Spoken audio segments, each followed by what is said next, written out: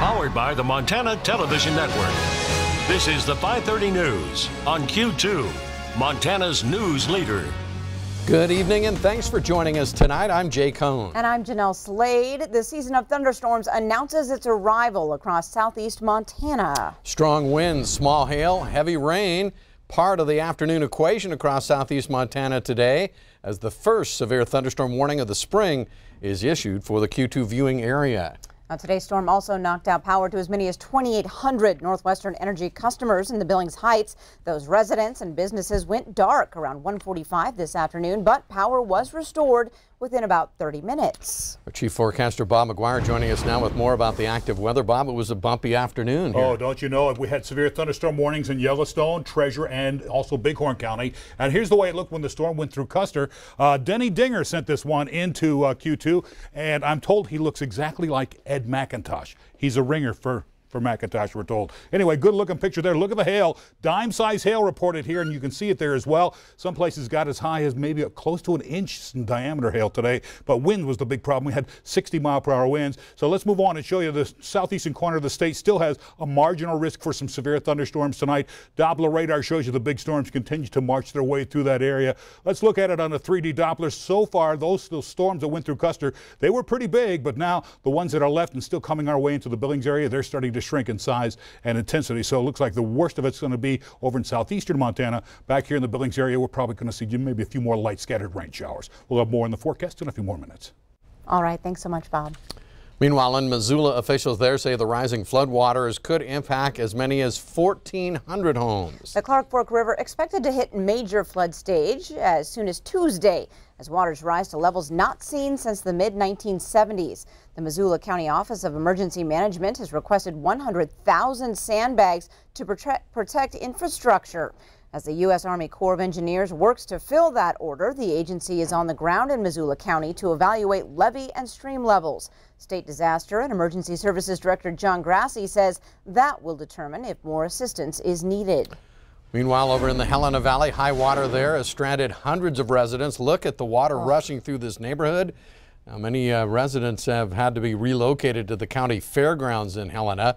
For many elderly and disabled residents, they've been unable to access basic supplies like food, and many trailers and RV parks are dealing with swollen creeks and ditches.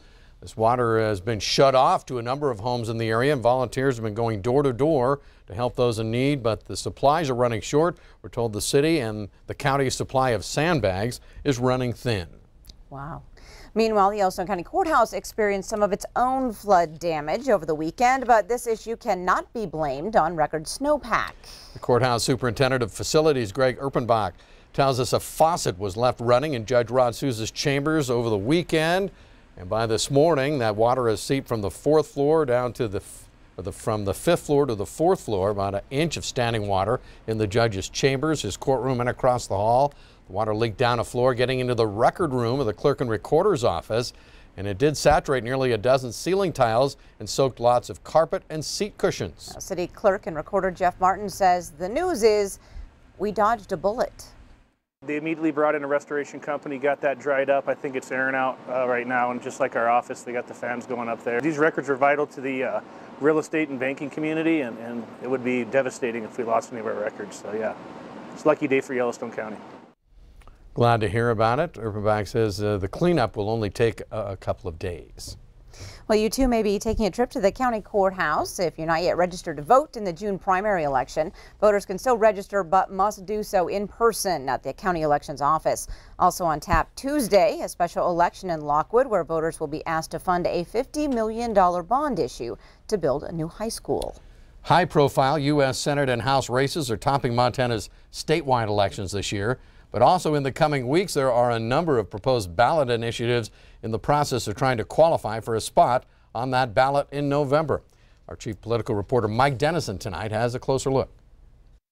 We recently reported on I-185, the ballot measure that would extend Montana's Medicaid expansion program and raise tobacco taxes by $2 a pack.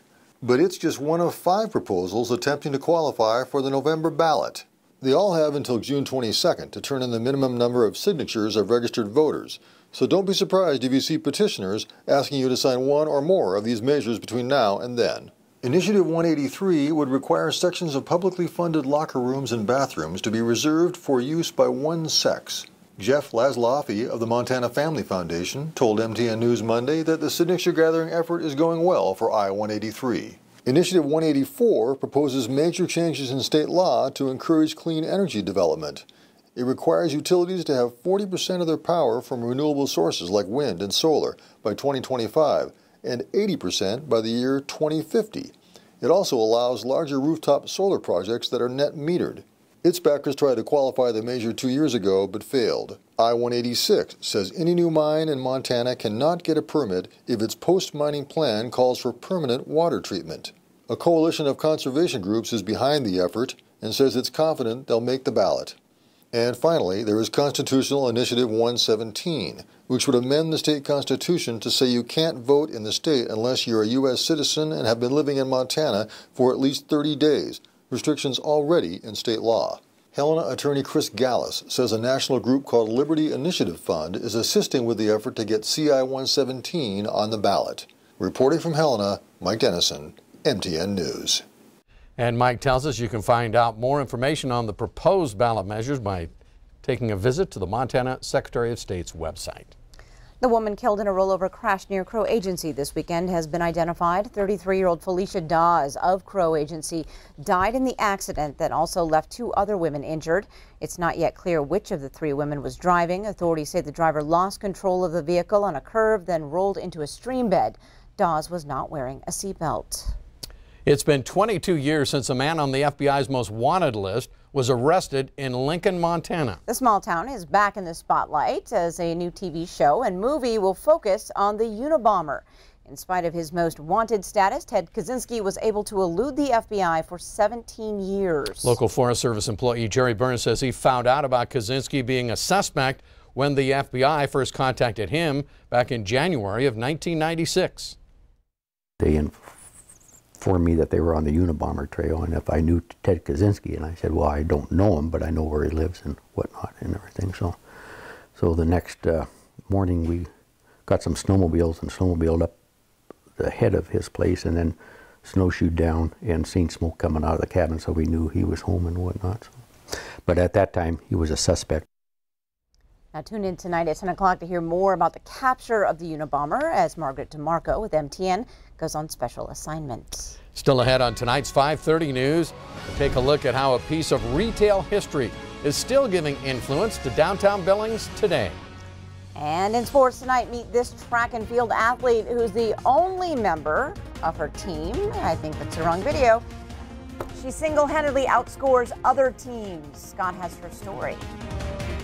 You're watching MTN News with Jay Cohn and Jeanelle Slade. Storm Tracker weather with Bob McGuire and sports with Scott Green. This is the 5:30 news on Q2, Montana's news leader.